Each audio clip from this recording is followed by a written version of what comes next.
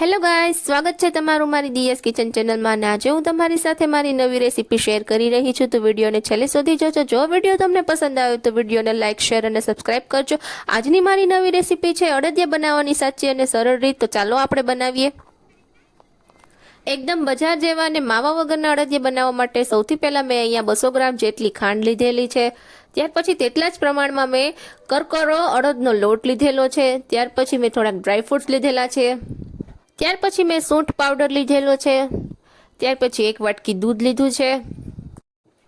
સૌથી પહેલાં અડદના લોટમાં વચ્ચે આવી રીતે કરીને તેમાં મેં થોડુંક દૂધ લીધેલું છે, 1 ચમચી જેટલું. ત્યાર પછી તેમાં 1 ચમચી જેટલું ગરમ ઘી એડ કર્યું મેં અને તેને આ રીતે મેં મોણ આપ્યું. ત્યાર પછી હવે કઢાઈ લઈ લેવાની છે. તેમાં આપણે 200 ગ્રામ જેટલું ઘી ગરમ કરવાનું છે પહેલાં. ત્યાર પછી તેમાં આપણે ગુંદ તળી લેવાનો છે. ગુંદ તળાઈ જાય પછી તેને આપણે બહાર કાઢી લેવાનો છે. ત્યાર પછી તેમાં આપણે ડ્રાયફ્રૂટ્સ નાખી દેવાના છે. એ પણ થોડા તળાઈ જાય એટલે પછી એને પણ બહાર કાઢી લેવાના છે. ત્યાર પછી એ જ ઘીમાં આપણે અડદનો લોટ એડ કરી દેવાનો છે અને એને આ રીતે આપણે હલાવવાનું છે ધીમા તાપે. ધીમા તાપે થોડી વાર આપણે તેને શેકાવા દેવાનો છે. આ રીતે આપણે હલાવતું જ રહેવાનું છે જેથી કરીને લોટ નીચે દાઝે નહીં અને આજુબાજુમાં ક્યાંય ચોટે નહીં. એટલા માટે આપણે તેને હલાવતું જ રહેવાનું છે. હવે આ રીતે આપણે તેને ધીમા તાપે લોટ શેકાવા દેવાનું છે જેથી કરીને આપણો લોટ સરસ મજાનું શેકાઈને તૈયાર થાય. હવે આપણે બાજુમાં ચાસણી પણ તૈયાર કરવા મૂકવાની છે. હવે આપણે એક તપેલી લઈ લઈશું. તેમાં આપણે 1 ગ્લાસ જેટલું પાણી એડ કરીને તેમાં ખાંડ એડ કરી દેવાની છે. તેને આપણે થોડી વાર માટે ગેસ ઉપર રાખી દેવાની છે.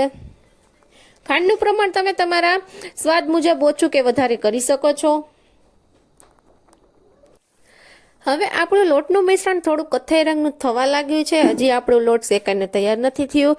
હજી આપણે થોડું તેને શેકવા દેવાનું છે.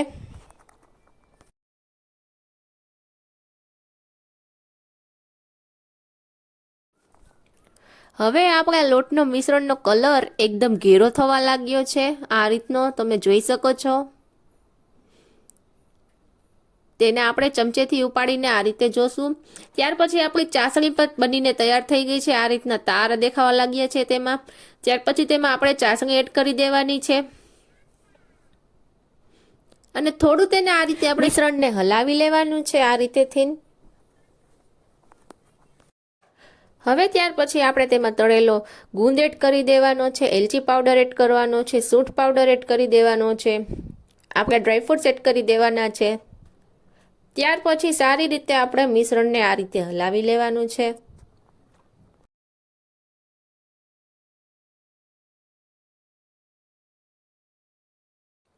હવે બધું આપણું મિશ્રણ મિક્સ થયા પછી આપણે મિશ્રણને થોડી વાર ઠંડુ પડવા દેવાનું છે.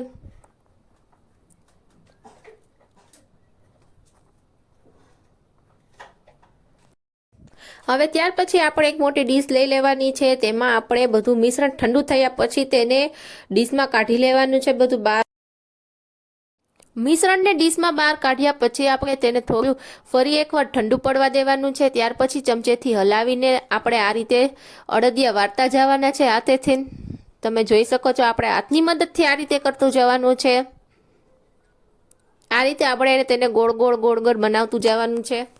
આ રીતે આપણે ફેરવીને હાથની મદદથી આપણે અડદિયાનો શેપ આપવાનો છે. જો ફ્રેન્ડ્સ તમારાથી આ રીતે શેપ ન અપાતો હોય તો તમે કોઈ પણ શેપ આપી શકો છો. પછી આ રીતે આપણે બધા જ અડદિયાને શેપ આપી દેવાનો છે આ રીતે.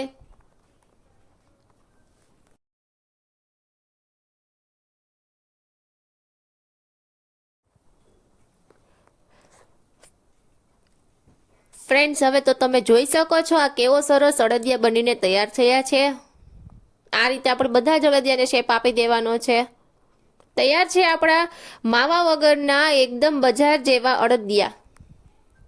તો ફ્રેન્ડ્સ, એક વખત જરૂરથી આ રેસીપી ટ્રાય કરજો. ફ્રેન્ડ્સ, ફરી એકવાર આપણે મળીશું એક નવા વિડીયો સાથે.